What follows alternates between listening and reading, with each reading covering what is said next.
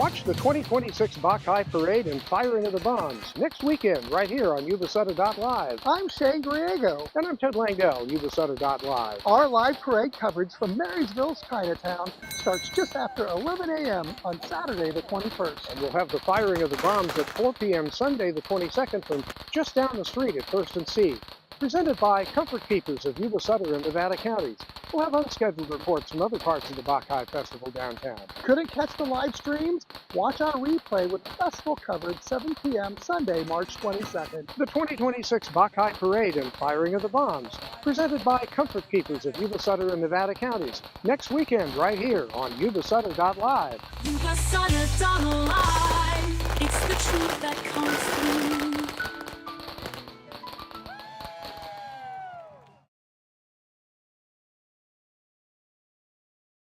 Numbers, they tell us something really important. What's happening in Marysville is not anecdotal. It's measurable. You look at the activity, it's up. 1,925 building permits just in the last 3 years alone. Business openings, 282 new businesses just in the last 3 years alone. And investment is up as well. Development is up. So that's what real momentum does look like. And this didn't just happen by accident. Our approach has been pretty simple and very intentional. Create conditions for investment, reduce barriers where we can, support local businesses and attract new businesses, and build strong partnerships. And that's how we create an environment where things really start to move. And I'll tell you what, timing matters as well. As the Sacramento region continues to grow outward, communities like Marysville become way more attractive. We offer opportunity, we offer location, and we offer a level of accessibility that larger markets are starting to lose. Literally, it took me 35 minutes to get to the Southwest Airlines gate from the city of Marysville just the other day. We are well positioned to benefit from the shift. And none of this happens alone, of course. Cities that move forward like Marysville do it through partnerships. Some of our partners are here today. We do it with developers. We do it with regional agencies. And we do it with businesses. And we do it with the community as well. And I'll tell you what, Marysville is doing this work as we speak. What's especially encouraging in all of this is that it's not just one project. We're seeing activity across multiple sectors: hospitality, retail, housing, healthcare, other commercial improvements. And all of that matters because broad-based momentum is much stronger than a one-project story when we share our story with others. And one project, as we all know, stands out in particular, and that's the Hyatt Studios project, scheduled to open in fall of 2027. When a national brand like Hyatt chooses Marysville, it does more than just build a motel or a hotel. It sends a signal to everyone. It tells investors and developers and the market that Marysville is a place worth paying attention to again, and that validation really matters to us. We're also seeing momentum downtown. More activity, more energy, more people, restaurants opening, buildings improving, events bringing more people together. And these are visible signs of a downtown area that's becoming way more active and way more inviting as well. And importantly, this isn't just isolated. This isn't just one street or one project. This is a good demonstration of some of the projects going on in Marysville. Couldn't fit them all in one slide, and I remember your recommendation, Mayor. Let's keep it to one slide and 3 points, but I tried on this one, and we have a lot to show here. But this is happening across the city. From downtown, as you can see, to Ellis Lake, all the red dots represent some of the construction projects going on right now. To our commercial corridors and through the neighborhoods, we're starting to see investment show up in places that we've been waiting for years to happen, and we're actually seeing it. I used to drive across the bridge wondering, when's Marysville going to come alive? And it has. And I also remember when I first met Councilman Gilchrist, and well, first he said some mean words to me, but besides that, he talked about wanting cranes and seeing construction happen in Marysville, and I thought that was a good vision to have out front. But this is where the general plan comes in. So after 40 years, I mean, I feel like we haven't had a celebration yet, but we should be celebrating. After 40 years, this city completed its general plan. What an amazing completion. What an amazing feat. It's something we can just celebrate that on its own. It was after 30 plus years. Yeah, well, right at 39 years or something. It was a long time. But it was when I was a teenager. Anyway, momentum's important.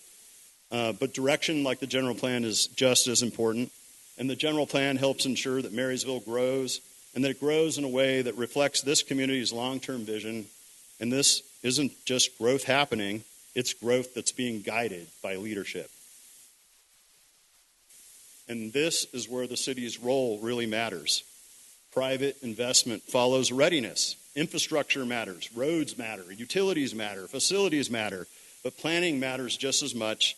And if we want good growth, we have to be intentional about it. And guess what? We are. We're very intentional about it. Besides this being a great photo of Jeremy. I like this photo, Jeremy. But, I just want to reiterate that the public improvements are helping make Marysville a way more attractive place to live, work, and for outsiders to invest. But they're also doing something just as important. They're showing that the city is investing in itself. When people see public improvements like streets and facilities and infrastructure, it sends a message that the city's paying attention and that it's really serious about its own future. These improvements are not just maintenance. They're part of how the city positions itself for what's to come next. Very exciting. Next. And what's ahead is just as important as what we're seeing today. The development pipeline is strong. Projects are being discussed, reviewed, and advanced right now. That suggests momentum isn't slowing down. Momentum is continuing. Again, I couldn't fit it all on one slide. Sorry, Mayor, but housing is a huge part of this future. I work with Mr. Shad all the time as he gave me a directive, and we're working towards that. But housing is a huge part because it supports workforce, it supports economic activity, and it gives people to stay and invest in this community. And we're starting to see way more opportunity in that space. This slide represents over 100 housing units that are currently in planning or under construction in the city of Marysville right now. Next slide. And something else is happening. Businesses are choosing Marysville again. And every time a business makes that decision, they make a statement. They're saying the city is worth the risk. They're saying the city is worth the investment. And they're saying the city is worth believing in. And beyond all the numbers and projects, Mr. Mayor, I want to tell you that there's something else that we really shouldn't overlook. And we tend to do it a lot. There are people here, there's a few here right now, who really care about the city. Marysville has something many communities, I get choked up thinking about it, but many communities wish they had. I wish we had it across the river. And that's a real sense of identity. And that's a real sense of pride. And that's a real sense of belief. And you know what? When people believe in a place, that becomes a part of what drives their future. We're also seeing energy come back through community events. Downtown gatherings that continue every year, year after year. Thousands of people come into the community. And that matters because it rebuilds the habit of people coming to Marysville and enjoying our downtown. And when you step back again and you look at the full picture, the investments, the projects, the activity, the commitment, the community energy, you start to see something bigger happening. Marysville is regaining confidence. And when a city starts believing in itself again, momentum builds faster upon momentum. Next slide. And none of this happens without a team. And I'll tell you, you have an awesome team here. How it all came together, it's multiple people working on it, and there's a lot of credit that goes out to management that you have here, but also city council, and you have a great team here. So you have the council's leadership, you have city staff across all departments, you have partners, we have the community as a whole who back up this council all the time, and the city, and this is all a shared effort to move Marysville forward. So, in closing, I'm going to close with this. Marysville momentum is real. Marysville momentum is visible. And it's building. And this isn't just an accident. It's a result of strong leadership, of planning, and a community that still believes in where a city can go. And before I entertain any questions, we have a gift of a really great video that was put together, and I'd like you to watch the video, and then I'll be here to answer any questions. But thank you for your time. I appreciate it.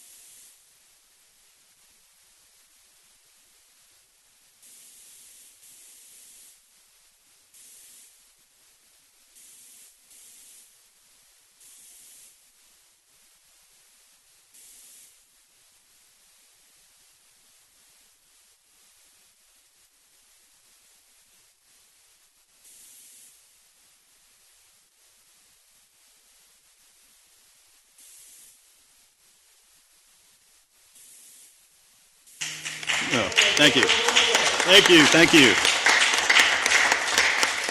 And that concludes my presentation. If there's any questions, I'd be happy to answer them.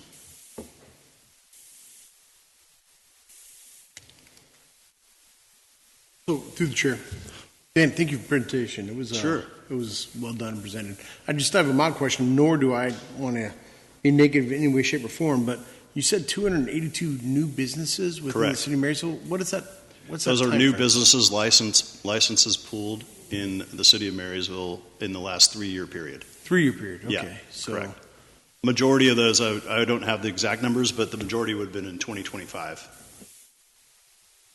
can you give me a couple examples? Sorry? A couple examples of. No, there's a lot on D Street, right? Like Quincy's and Munchies, and there's several businesses. The number we just pulled the license total, Okay. and that's what the total shows. Okay. I mean that includes everything, right? So new business licenses pooled in that time period. All right, now, I don't want to get in the minutia of the weeds. I'm just kind of curious, but I mean, that's a big Yeah. number. Oh, Anissa just reminded me. It's like individual hair salons, realtors. Thank you. Yeah, Yes, yeah. that was kind of what I was Correct. curious about. That, Yeah, but they're because- all doing business in Marysville. Okay, thank you And very they much. all, luckily they paid for their license. There are a lot of Yes. businesses who didn't pay for their license that we should talk about as well. Yes. All right. Thank you for that. I appreciate that. That was a good presentation. Thank you. Thank you. Dan, that was a terrific presentation. It wasn't just Thank you, good, Mayor. it was terrific. Thank you, Mayor.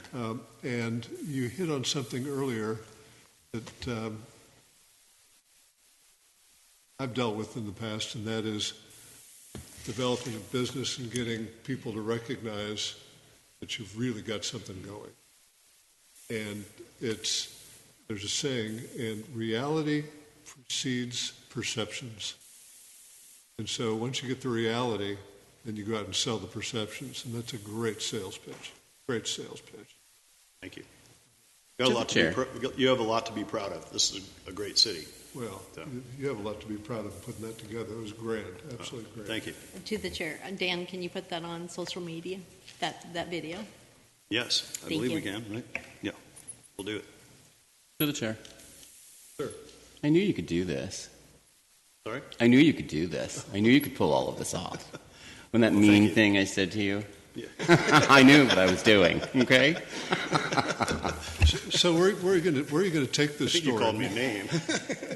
Where are you taking this story? Because it's a great story and a great presentation, but you're preaching to the choir right now. Yeah, I see that. Well, I'd really like to share it with the wider business community, also development community, and I think some of the partners we mentioned.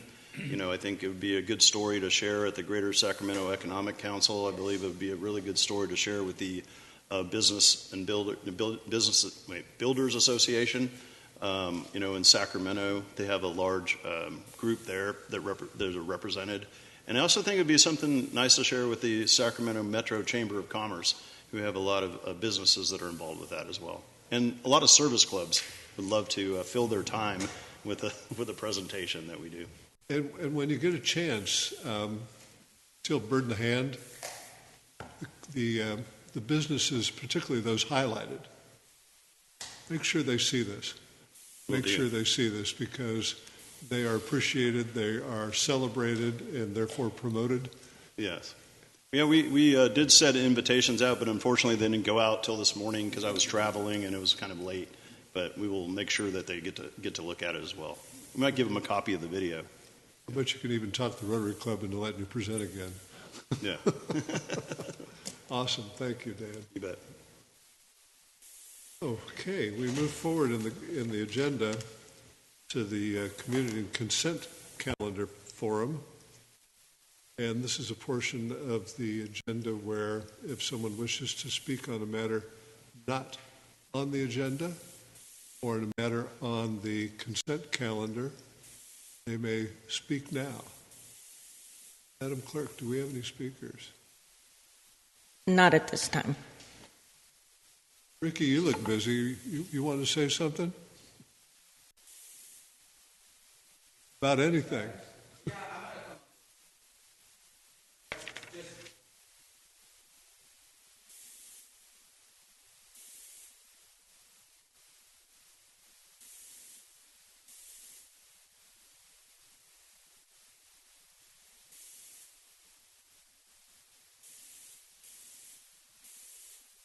Ricky, I've said this before in public, Mayor Semilloa, that a lot of what's happening now, but for actions you took when you were mayor, we wouldn't be here. Measure C. It took you 2 tries to get that across the finish line, and people were so happy with how it's being executed that Measure G, which gives it an evergreen continuation, passed by more than 2/3, almost 70%. And well, you were the head of the team at the time, so you get a lot of credit. And though it has been controversial, it has been a blessing to the city. The cannabis business, it's $1 million a year in the income of a $14 to $15 million a year general fund. Significant. And all happened under your watch. I say this in public a lot. Anyway, we'll look forward to hearing from you later. Consent calendar. What's the will of the council? Move to approve. I'll second. Motion and second. All in favor? Aye. Any opposed? Here we go. We'll now move to the discussion and action calendar. In this section, each item will be acted on individually. Actually, there's one item remaining. If anyone would like to discuss this item, there will be an opportunity presented during his presentation. We'll move to item number 10 as item number 9 has been tabled for the next opportunity. And item 10 reads, City Council review and direction regarding a draft ordinance amending Chapter 9.10 of the Marysville Municipal Code regulating smoking and commercial tobacco use. And the recommendation is staff recommends that the City Council, 1, review the attached draft ordinance amending Chapter 9.10 of the Marysville Municipal Code relating to smoking and commercial tobacco use. 2, confirm that the ordinance reflects policy direction previously discussed by the City Council. And 3, provide any additional direction prior to formal introduction of the ordinance at a future City Council meeting. Chapdelaine, what have we here?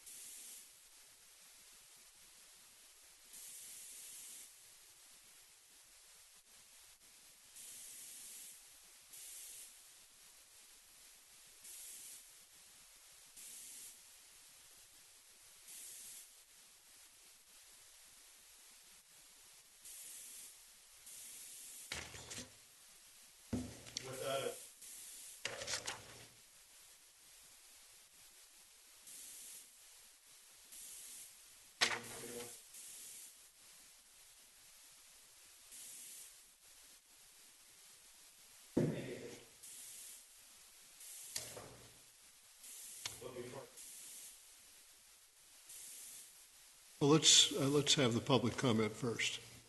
Thank you.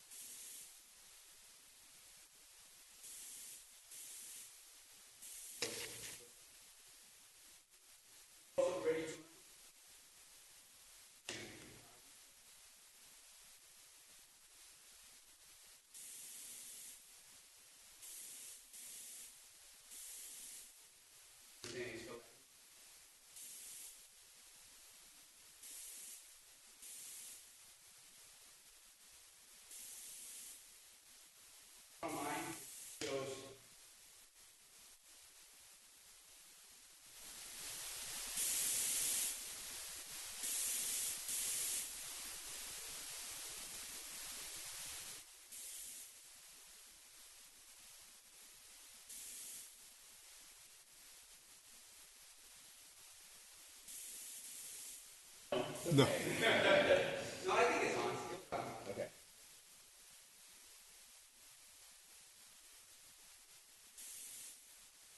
Do we have any questions or comments from the council?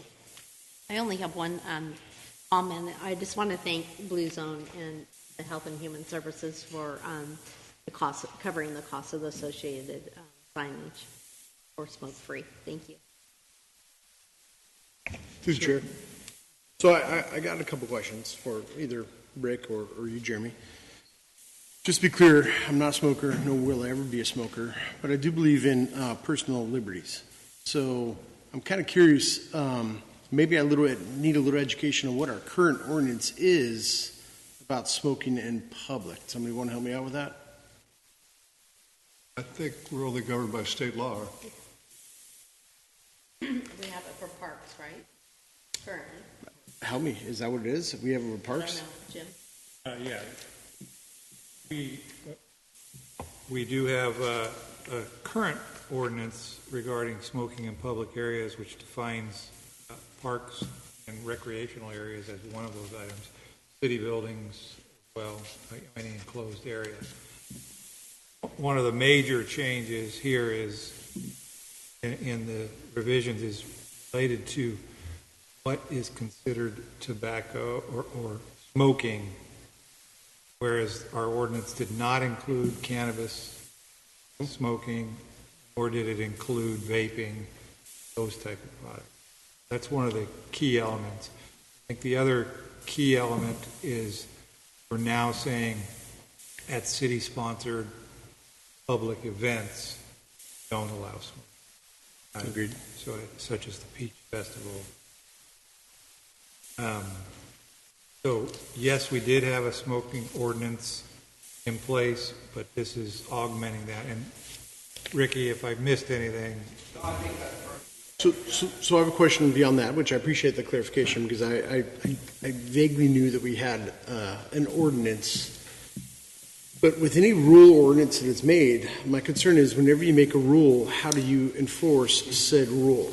So, for instance, in 2002, California came with the rule that you cannot smoke inside of a bar because you cannot force your employees to be in what is known as an IDLH atmosphere.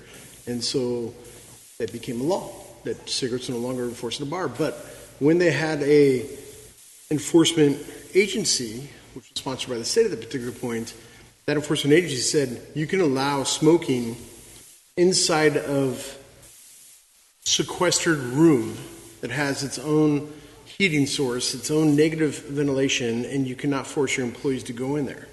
So how far down the rabbit hole are we going to go with what we're creating on this ordinance today? We had a lot of discussion with Blue Zones on this, and Ricky mentioned this a little bit. We're not going to become the new smoking cops? Smoking police. Our police officers have bigger fish to fry. Amen to that. That's why I'm bringing it up. But it does give them the option, if it becomes a nuisance. Nuisance to whom? To other, let's say a person is consistently smoking in a park around the playground. Okay. That may be something we enforce. The person doesn't apply. Okay. I think the first step, though, is what Councilmember Rollins alluded to, was getting signage up and making it very obvious that it's not allowed in those areas. If we then see that people aren't heeding that warning, I think we would selectively enforce. Okay. To the chair. So hold on a second. Please let me finish here. I'm not opposed to more restrictive aspects here because, again, as I've said, I'm not a smoker, but I also do truly believe in people's liberties to kill themselves if they wish. It's kind of one of those things. So it's I'm not here to condone or condemn. I'm just here to decide whether I'm going to engage with those individuals or not. And I am not going to be the judge, jury, or executioner of an individual's actions. So I'm trying to figure out if, as a city, if this is what we are potentially putting ourselves in place to be, I don't want to see our police department going and doing this enforcement when they've got so much other stuff to do. And so I have concerns with that. So help me digest this. To the chair. Okay. As I still retain the floor, I'd like to hear what you say, sir. No. So is it complaint driven? So for instance, you could have regions in town where no one really minds an occasional smoker at a special event or in a park, even though. But then when you are in an area where there is constant cigarette butts left in front of your own business, etc., all you would do is call the police. That would be complaint driven. So the police aren't really out looking. They're only responding to a complaint. That might be what would help us. Because what you're doing is you're actually assisting a concerned citizen. So respectfully, if I respond to that, is that you always hope for the best but plan for the worst. If you create criteria that can be manipulated by any sort of malcontent from an individual, I don't want you smoking in front of my house. I don't want you smoking in front of my business. Whatever the case is, then they're going to have the ability with this ordinance that's set forth to be able to call 911. I'll interject. So we also had a lot of discussion initially about smoking in the right of way, and we chose not to add that to the ordinance. It's just, I think that's beyond what the community is willing to accept. Other cities do not allow smoking in the right of way. We chose not to propose that. We don't think it's appropriate for the community. I don't see, and some of this, our police officers are going to have to use some judgment. They do this all the time regarding other law enforcement activities. Agreed. So if we get a complaint that there's a gentleman walking down the street at 11 p.m. at night with nobody around and he's smoking a cigarette, we are not likely to respond. But if we are at the Peach Festival and a person is blatantly smoking around a bunch of children, then we may ask the police to intervene and politely ask those people to cease their activity. So if I may give a scenario, and the fact is that many of you, if not all of you, know that I own a business in the city of Marysville where I have an alcohol license. And as the California state law states that cannabis cannot be consumed anywhere that alcohol is sold. So I have a 5,000 square foot backyard that I am constantly policing individuals that are consuming cannabis in the backyard, and I have to go out there and go, hey, not on this property. So I say, anywhere, cross the street, outside, on the alley, do what you do. But my license does not allow you to have that done on my property. So if we set this ordinance, what does that look like? Anybody? Pardon me, I was thinking about your business. I'm thinking about the wood butcher. For example, the wood butcher, there's a bench just outside the door. But is there a 25-foot rule in this proposed Yes, there ordinance? is. There is a 25 rule, as I read in the ordinance, and it's a $50 fine for the first time. That gets, in most cases, that's probably fine. But wildfire and nicotine seem to go hand in hand with each other, and there's a lot of folks that would like to have a cigarette, and now they're going to have to jump your fence and go outside your friend's property unless you got 25 feet. Correct. And that could get in the way of doing business. Correct. Exactly. So that's why I bring this up. Not that I want to destroy this. I'm sorry, forgive me. I'm being very sympathetic to your situation and the wood butcher situation. And perhaps I don't know if there's an answer. Perhaps we could carve exceptions for certain. I'm sorry, Mayor. I didn't mean to say that. No, I'm just saying if it. I don't want anybody to go out. For example, if this proposed ordinance said any place that sells tobacco, we close them down. They can't sell it. No, So I don't want to put anybody out of business, and I don't want to inhibit anybody's business. At the same time, Jim was speaking to a situation at the last Beach Festival with a bunch of children up on the stage. This person goes by blowing a bunch of smoke in their direction, and it just, if nothing else, it's not a good look for the city. Beyond that, it's unhealthy and it's just rude. But I'm very sympathetic to the interests of your business and any other business that has established sort of a habit. So if I may, Please. I'm not opposed to, I don't smoke. I don't smoke cannabis. No, none of that. I'm not is for talking me. about cannabis. I'm talking about tobacco. Smoking in general, in any way, shape, or form. When this was brought up a couple of years ago, there was talks about not allowing our employees to smoke within the backyard. And I'm going, so I got to pay my employee to go walk 75 feet down the street to have their 15-minute break and a cigarette because they can have it outside of my premises. And we've adjusted that, which I get. I have concerns with, personal liberties in the aspects that if we set an ordinance that is the rule that can be manipulated, no offense by any lawyer, that can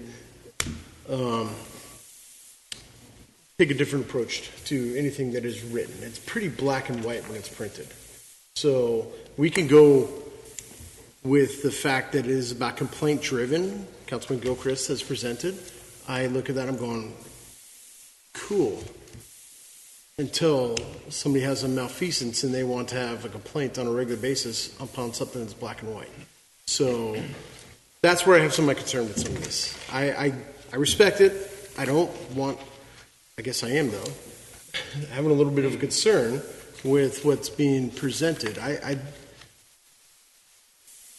It is tough luck when I'm walking in a Disneyland behind individuals that choose to start smoking. I guess that park closed all smoking inside of the park several years ago, but when I was a kid, it was unfortunate that I had to walk behind people that were smoking, and I didn't like it. So I just chose to slow down and kind of go from there.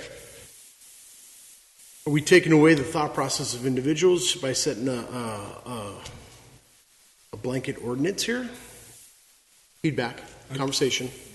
Might I? Yes, sir. Oh, the whole purpose of this item tonight was to get this feedback, so wouldn't be concerned about presenting it. Okay. We're not voting on anything. There's no vote. This is just solely for feedback. Okay. And if I'm understanding this correctly,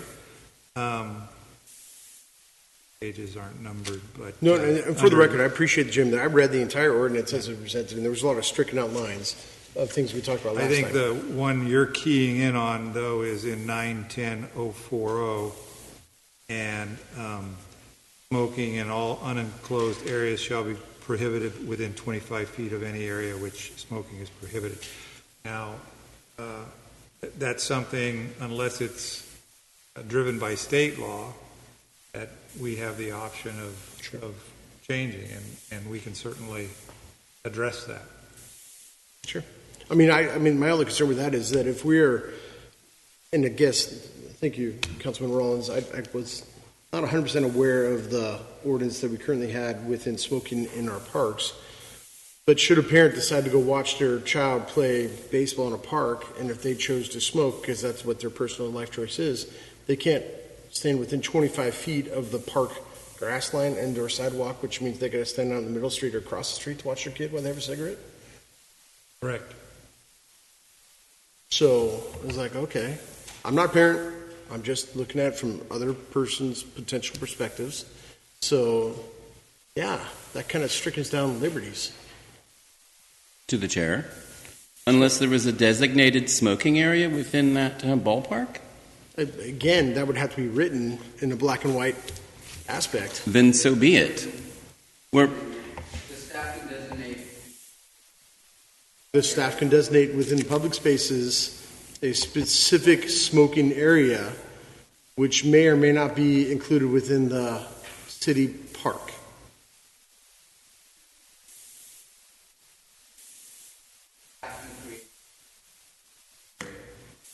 Is there criteria with that, or is it just at the leisure of staff? I mean, that's subjective as well, so that's why I'm just kind of asking. Okay. Okay, so I'm just bringing this up. I'm not trying to be argumentative. I'm just inquisitive because as I'm reading this whole thing, I was like, yeah, I have questions. So, again, I'm not against. I'm just, my sole job to be on this dais is for the constituents, good and bad. So it's, yeah,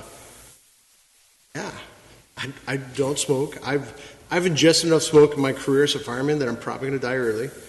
So I'm not a smoker. I will never smoke. And I will never consume any other electronic or tobacco product.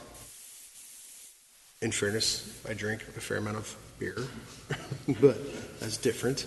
So just trying to ask from another perspective besides mine. So I appreciate any sort of conversation on this. If anybody else has got any thoughts to help me justify my concerns, I'm willing to hear this. So I share your libertarian streak on this. So I think the step is that we all read this thing very carefully. And what was the timing you were thinking about? Did we have a timetable for this?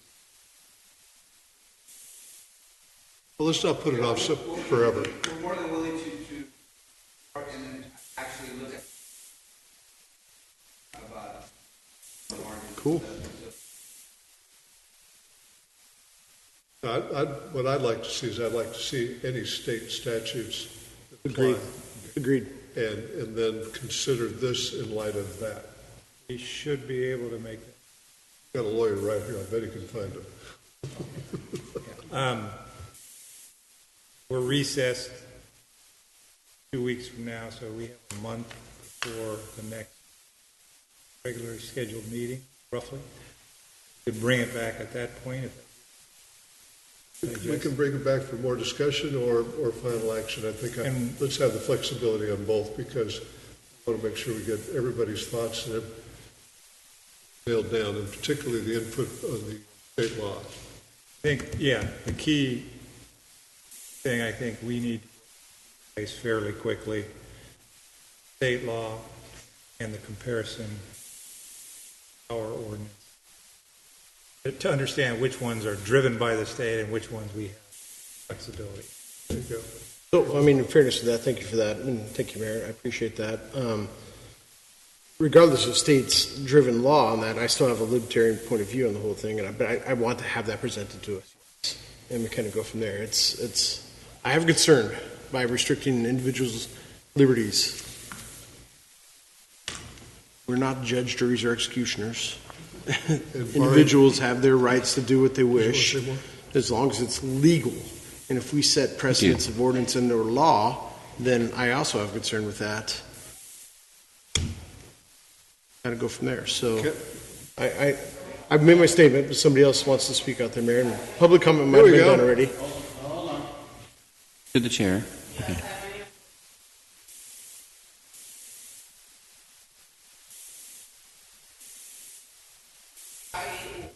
Somebody that's doing something unhealthy pass that behavior and that secondhand smoke onto somebody else, you know, and affect somebody else's health because they're smoking right in front of them. That's ridiculous.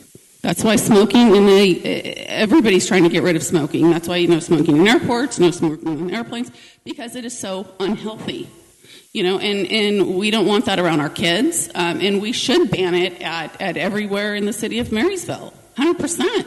Just because they are choosing an unhealthy behavior, let them go find somewhere else that they can smoke, not on public facilities and ruin somebody else's health through secondhand smoke. So it's Whitney. So thank you for that, ma'am. We might differ a little bit, but I understand where you're coming from on that. I don't understand how you differ. Why should we have to, if we're sitting at a game, why should somebody that wants to smoke right next to me, why should that be allowed? and I'm going to breathe that in. What's your point on that? So you're thinking that that's okay for that person to that I'm sitting next to that can smoke a cigarette, and now I'm breathing that in? You think that's okay? My question is, if that is allowed, then you have a problem with that. Whom are you going to call? The police department? Sure, it's against the city ordinance, yes. And that's why I'm. That's not my question. Who am I going to call? My question is to you: is why should that be allowed? Why should they affect my health? You know, we need to do something about it. Everybody has their own personal choices of whom they sit next to, ma'am. Yeah, but I shouldn't have to move because they're making a bad decision to ruin their health. I do not want them ruining my health. I should not have to move. It should just not be allowed. Your comments are appreciated. Pardon me. Oh, don't run away. Don't run away. I think we're talking about setting community standards. There's, as you, I don't know if you came in the early phase of this, but there's not going to be real active enforcement. We're not going to have a special detachment of the police force out there. Well, for sure, but I think just as we said, signs. But it creates community standards to where you can anybody can politely say, you know, that's not allowed here. And if someone is difficult, there's going to be circumstances, rare, I'm sure, where someone has to be called in. Most smokers, I think, are pretty aware. There are some who are absolutely obtuse and don't get it, and they just need to be reminded. But I think our job here is setting a community standard.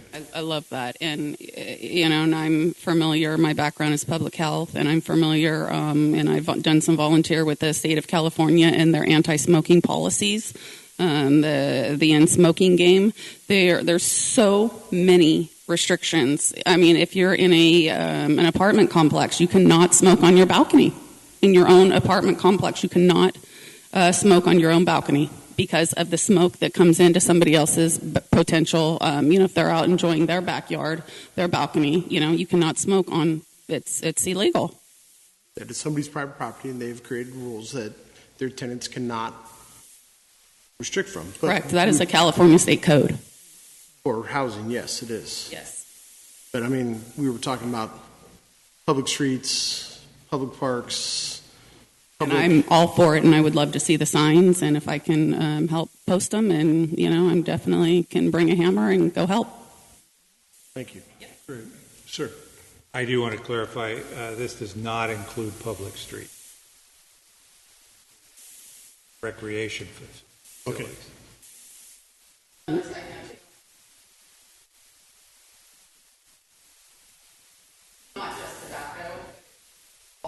It does include all.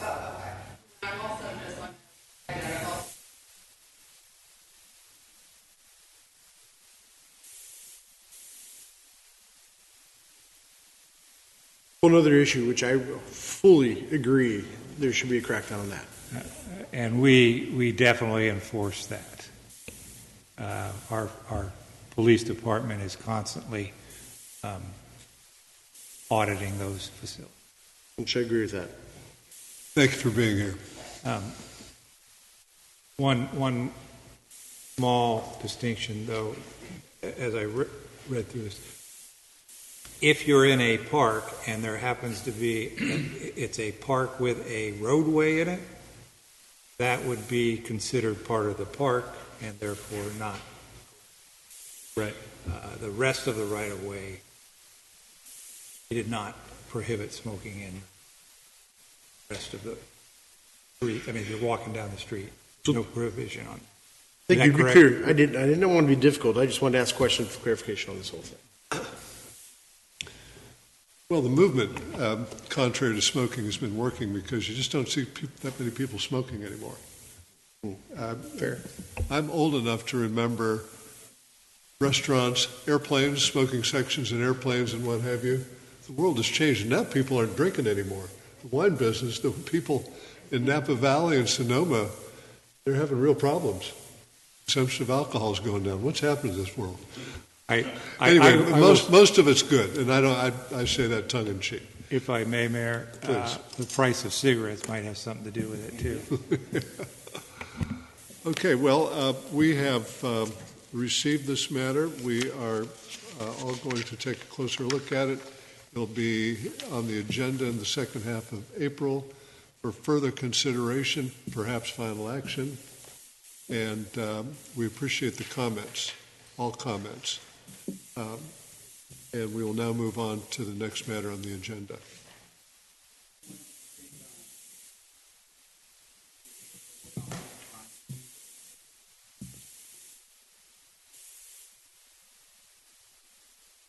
No, we're really into in person.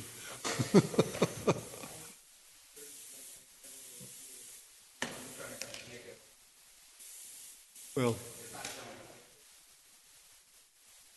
thank you. Jeremy, we're going to move on to the next matter. Are you on it too? You are. What do you know? We now move to a public hearing. This is a little bit different.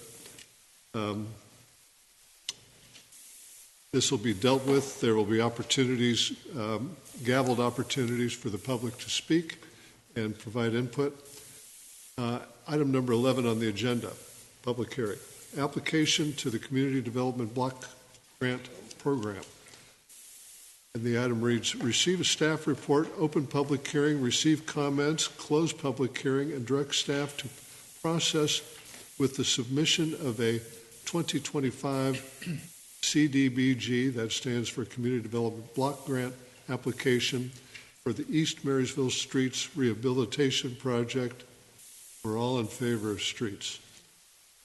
Okay, Mr. Jeremy Chapdelaine, Public Works Director, what do you have to say?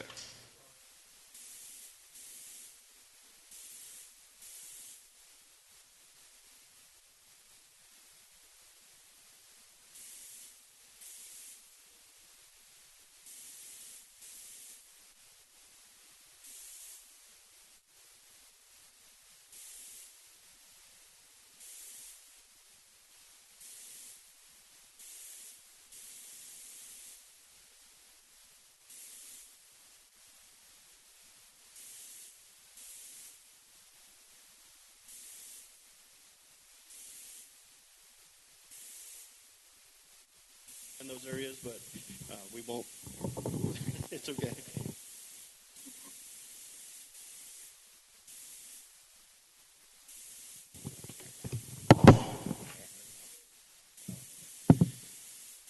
But we won't ultimately know until after the bid on those. But things are looking good on those estimates. So with tonight, we have the required public hearing. Again, we're applying for up to $3.3 million funds for the street rehab, and so with that, we just recommend opening that public hearing, and before or after, I'm happy to answer any questions or city engineer. So I gavel now. Time for the public hearing is open. Do we have any comments from the public, Madam Clerk? Not tonight. Opportunity for public hearing closed. We will proceed to questions or comments from council. Through the chair, Sir. all about roads make it happen. Amen. I have no comment. I'm on that committee, and we have been moving forward. And What is the will of the council? move to approve. Second. Moved and seconded. All in favor? Aye. Any opposed? Noting none. There we go. That's unanimous. thank you. Thank you, Jeremy. We've had great presentations recently on the scope of work that the city is doing on streets, and it's really significant, and the city has every right to be proud of it. Still going to be potholes, but we're doing way better than most communities right now, and we are focused on doing even more. Okay, committee reports. Councilmember Rollins. I have no committee reports, but besides I've been attending committees, and tomorrow's our last Buckeye committee meeting, so that's exciting, and to wrap it up, and I'm looking forward to this weekend and all the festivities that we're going to be attending. I do have one request.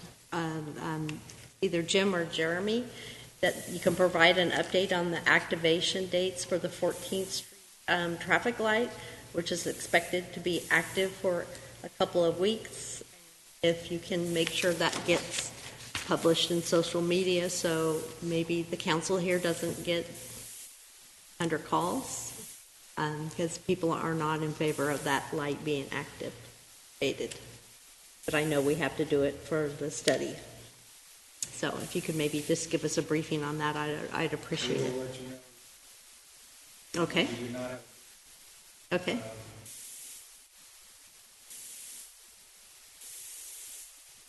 Great. Thank you. And next week's Park and Street traffic meeting, we'll be reviewing the potential stop sign and angled parking locations for the council to review. So that's going to be exciting. Looking forward to that. We have a list of them, mini list of wish lists of what we'd like to do. So thank you. Oh, and thank you and have a great weekend, everybody. I hope to see you at the Buckeye Festival, many of you. And John, it's not goodbye. We'll see you for 6 more months, hopefully. Councilman Gilchrist.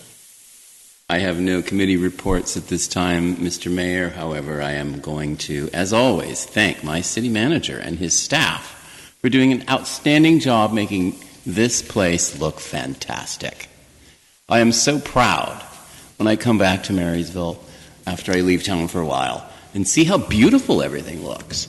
So thank you. Huge difference than the first time I pulled in 7 years ago. In Chinatown, where I live, Mr. Brian Tom, who has more buildings in Chinatown than most, is freshly painting his buildings in time for Buckeye. It's very exciting. And in fact, there's a new restaurant hopefully opening right next door to me in time for Buckeye. I forget the name of it. I should know it. It's right next to me. Manna Grill and something.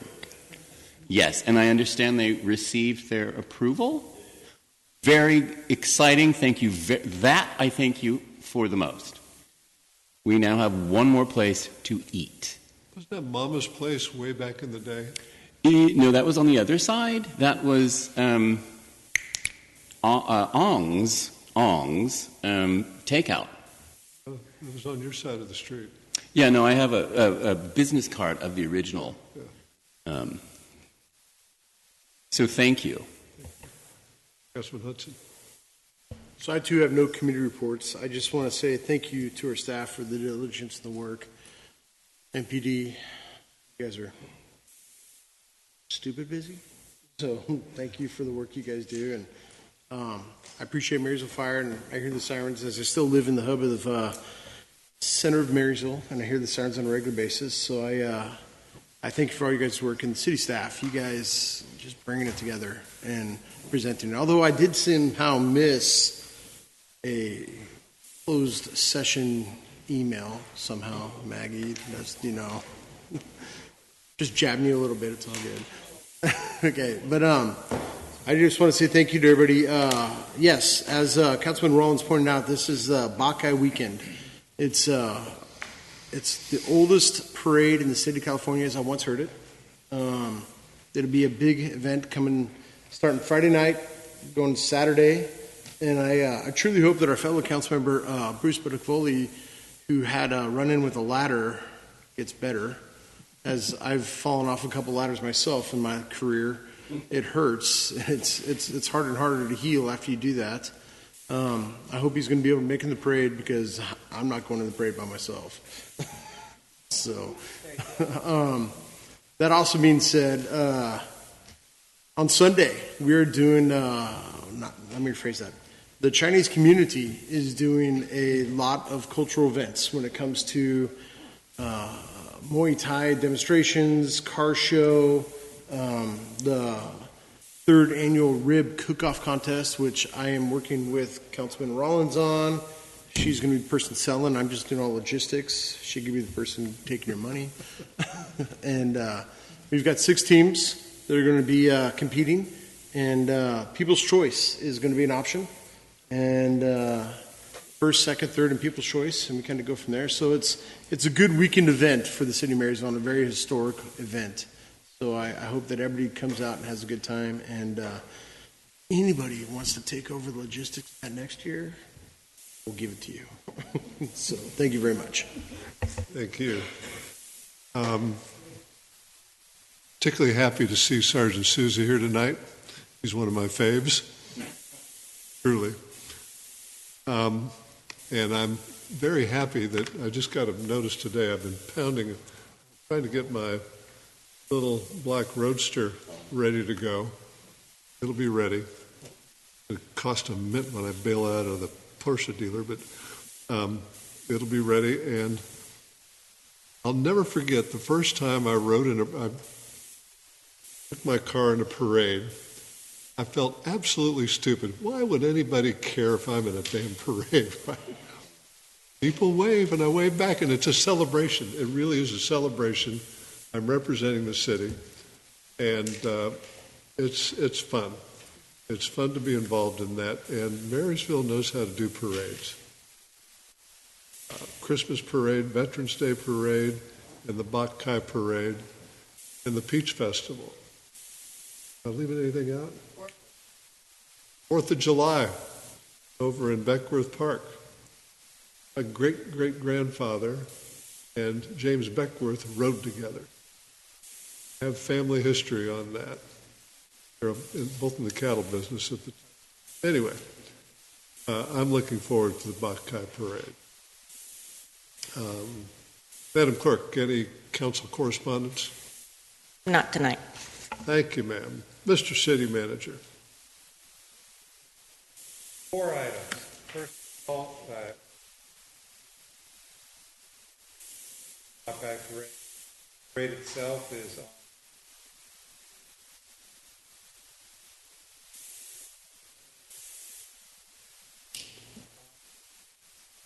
off the late day.